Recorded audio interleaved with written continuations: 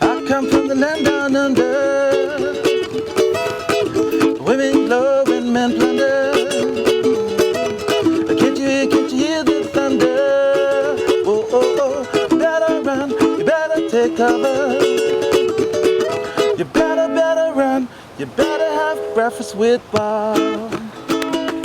Poncho Man, that is a good one. Because our next guest here on Breakfast with Bob from beautiful Kona, Hawaii and Huggos is a two-time Ford Ironman World Champion, Mr. Craig Alexander. Woo! This week, you've been here a number of times now. Is it something you look forward to? It is this year. It changes every year. You know, I think last year, I'm not going to lie, there was a lot of pressure. Being defending champion. Yeah, being two-time defending champion, you know, and obviously I was trying to do something on the men's side that only Mark and Dave had done, which is win 3 in a row. Right. But, you know, essentially it's an enjoyable week. This year has been an enjoyable year, to be honest, yeah. And I've really enjoyed it. It started a little differently, but, you know, it's ended here, and, yeah, just really looking forward to Saturday. You know what's cool is that you're a pattern guy. If you look at your years, you do a lot of the same races. You know where you're at as you head into Kona. This year, because of getting sick, because of trying to do Ironman Australia early in the year, when you did get sick, you had to change your whole year, but you're also a guy who adapts really well and figures whatever happens, happens, and I'll make the best of it. Yeah, absolutely. I think you need to be flexible. You know, I like to go back to a lot of the same races. I mean, if you win somewhere, it's always nice to go back and defend. Yeah. Also just to visit friends and that kind of thing. But you got to be flexible. You know, I think when you travel as a traveling professional athlete, you have to be flexible with all aspects. You know, not just your schedule, but your diet, your training. You just have to fit things in when you can. And yeah, this year was a little different at the start. I hadn't been sick for a long time. I hadn't had an enforced layoff for a long time. And that forced me out of Ironman Australia and a few other races. But, you know, as you say, I adapted pretty well. I was able to turn it around and win in Quarter Lane and punch my ticket for Kona, and then just really start and focus on the end of the season and prepare the right way for Vegas and then for here.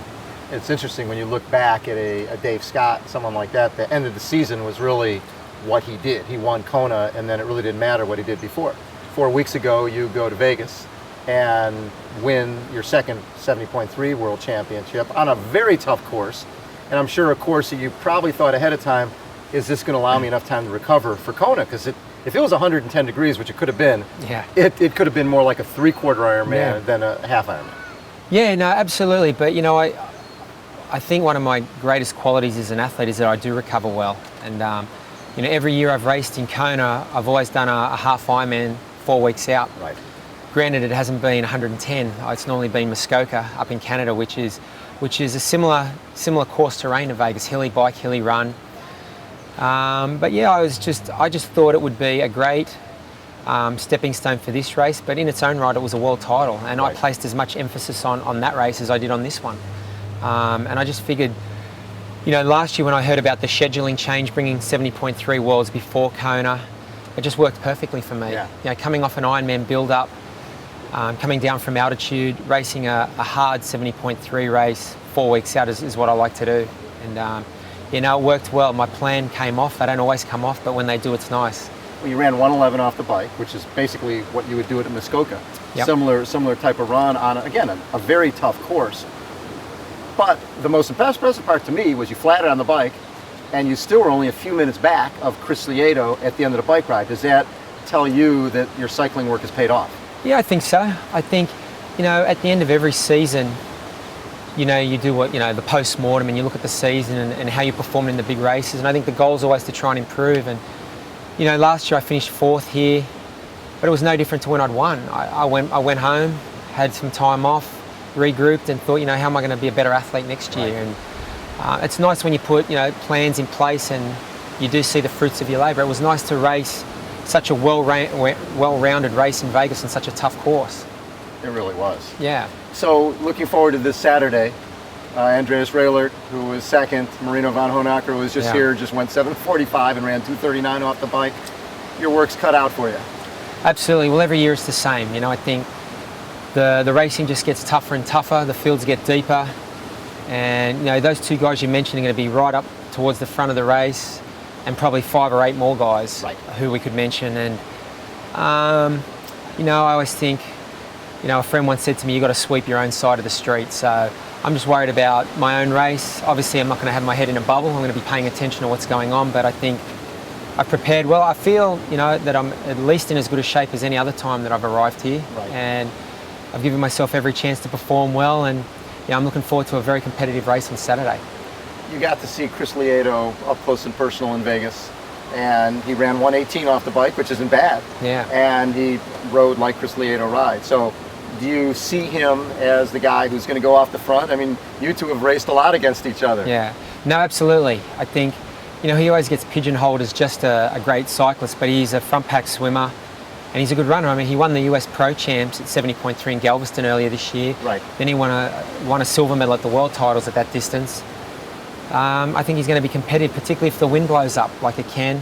That tends to play into his favour a little more, but he's one of the guys I think he's going to be, well, he's definitely, I think he's going to lead off the bike. Yep. And he's one of the guys who, you know, anyone who has aspirations of winning is going to have to beat Chris.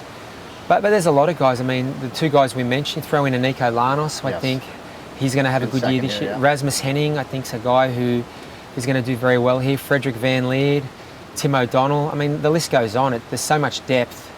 You know, I think there's a lot of parity in the race this year. There's a lot of guys with a legitimate chance to win. And I think it's going to be a really competitive race. And, you know, we might get the race that we've all, well, I know you guys have wanted to see. I know you guys would rather be off the front by yeah, well, yourself. that's right. You'd rather But have. we want 5 of you guys on a lead drive going side by Yeah, side. and you might see that. I mean, there's just so much depth at the moment and guys in good form that, you know, realistically we could see that this weekend. So you're 38. Lieto's 39. Macca was 37 when he won last year. Dad's Army. Exactly. What is it? How do you guys are better now. You and Lieto were first and second in Vegas. A lot of young guys, but the old guys are still wiser and holding them off. Yeah, I think so. I mean, it's still an endurance sport, and I think you blossom into your 30s, and if you look after your body, even into your late 30s. And you know, this race in particular is not just a physical challenge. There's a lot of mental aspect to it and experience. And I think you saw that with Macca's race here last year. He knew exactly which cards to play at which time because he'd been here for 10 years. He'd seen it unfold. He'd seen it all before, and you know, you can't buy that sort of experience. Right.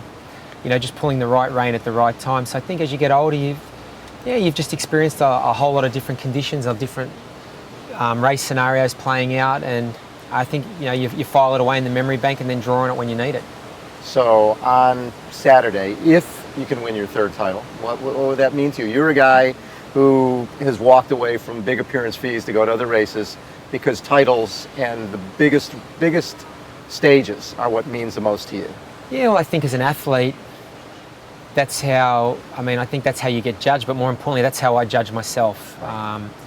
You know, that being said, it's great to make a living, and that's what we're all about as well, but, you know, I would rather win a world championship with everybody here.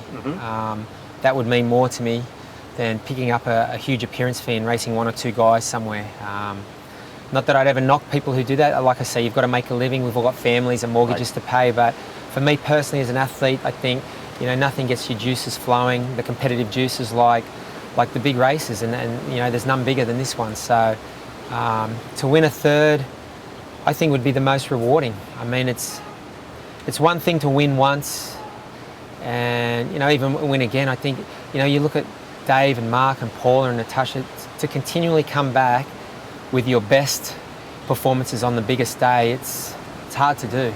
Exactly. And I think the more you do it, the more power to you. You know, it would mean everything. It'd be a nice reward for a lot of hard work and reward to a lot of people behind the scenes. You know, as you know, there's so many people behind the scenes who do a whole lot of the work and get very little of the attention. Although I know they take a lot of pride in my performances, and you know, if I was to win, I know they'd be very happy. All right.